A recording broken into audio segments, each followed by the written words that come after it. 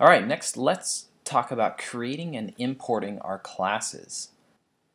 Okay, and we're going to be using this list right here to help guide us as we go, so we'll be referring back to it from time to time. So the first thing is log in to ThatQuiz.org. Okay, so with the login you created,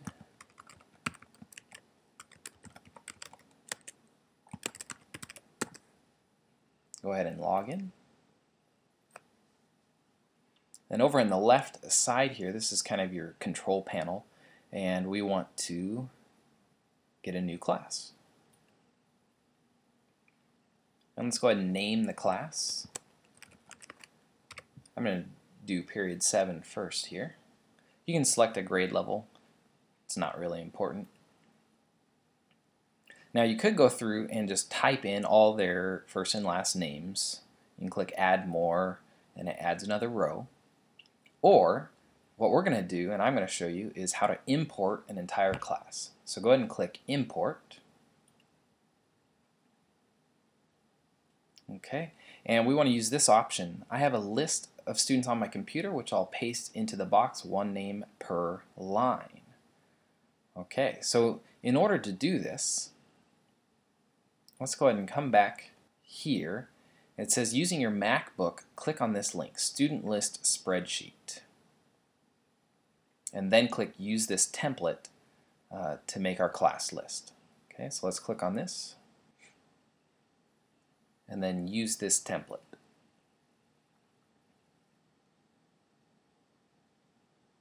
Now there's a column here where you want to copy your student list from PowerSchool in a last, comma, first type of situation. And what I've done here is it will take this information and split it into last name and first name, and then it will generate an email for you in the form at students.lhsoc.org.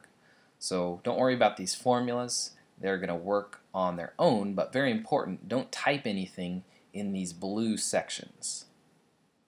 Okay, so we want to open up our PowerSchool window now.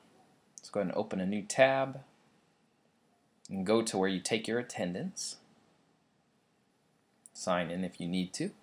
And I'm going to take my period 7 calculus class and click on the backpack. And you see it generates a list of students right here.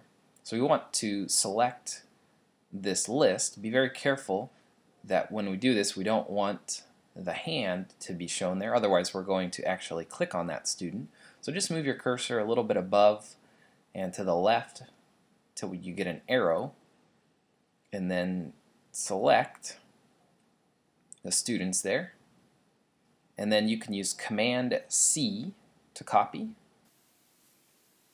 So the Command C function will copy whatever is highlighted. So press and hold Command and press C, and you just copied whatever was highlighted. Once you have that, go back to the spreadsheet and go ahead and select the first empty box in this column right here. Now you notice if you go right click and paste, nothing happens. So sometimes the clipboard doesn't work like that. So you are going to have to use the Command V function. So hold down Command, it's just to the left of the space bar, and then press V. And then the Command V function pastes it. So press and hold Command and then press V and it pastes whatever you just copied.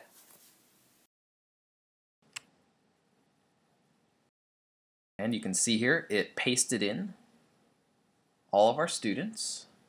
It separated out their last name from their first name, and then it generated a list of email addresses in the first.last at students.lhsoc.org.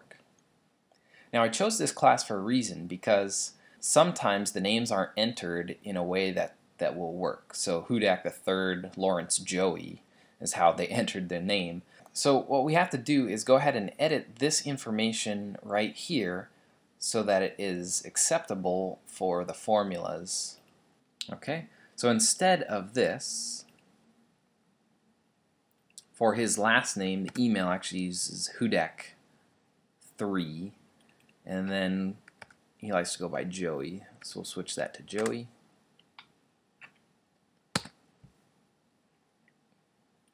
Okay, and notice here we have Hudak3 is the last name, Joey is the first name, but the email didn't copy.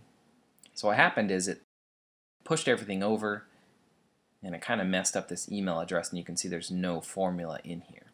So in Excel, if you want to copy formulas, all you have to do is select the box above it, and then you see this little square right here, and your cursor changes to crosshairs.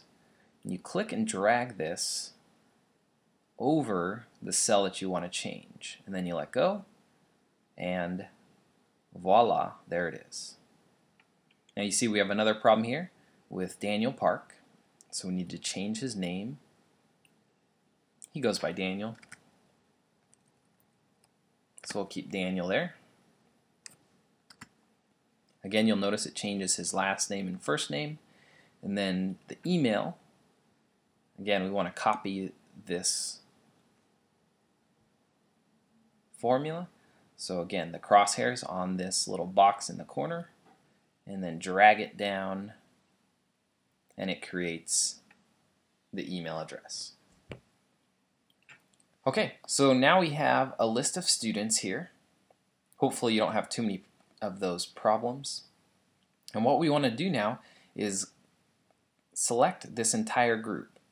So just put your cursor over the first box there, and then drag it until you have all of your students highlighted. Now this is very important that to copy this, we're going to have to use Command C. It's the only way it's going to actually copy the email addresses. So go ahead and hold down Command and press C. You should see the edit thing blink up here. Then go back over to your ThatQuiz for Teachers. Put your cursor in the import box, and then push Command V, and it pastes it. And don't worry that this is all kind of funky. We do have our last name, our first name, and then the email address. So over here, you have to select my students are entered as, well, last name, first name. So go ahead and select that one.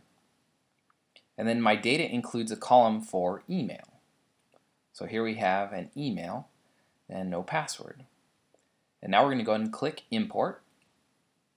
And voila, we have our first name, our last name, and the email address for all of my period 7. And now just click Save. Okay, so here you can see period 7. You can always edit your class by clicking Edit Class, and you have your first and last name. So if you want to add more, you just click Add More, and you would have to type them in manually. And if you delete them, just delete both columns and click Save, and it deletes that student. So let's say this person drops, we could cross him off and hit Save. And now when we go back to Edit Class, you'll see he's not there anymore.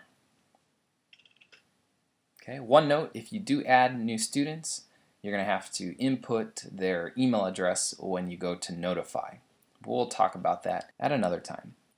You can see if you go back to the spreadsheet that I've included enough sheets here along the bottom for you to add all of your periods, and so it gives you a fresh formula base that you can use for all your periods. Alright. So now go ahead and complete the same steps for all the rest of the classes that you want to be able to send online quizzes to.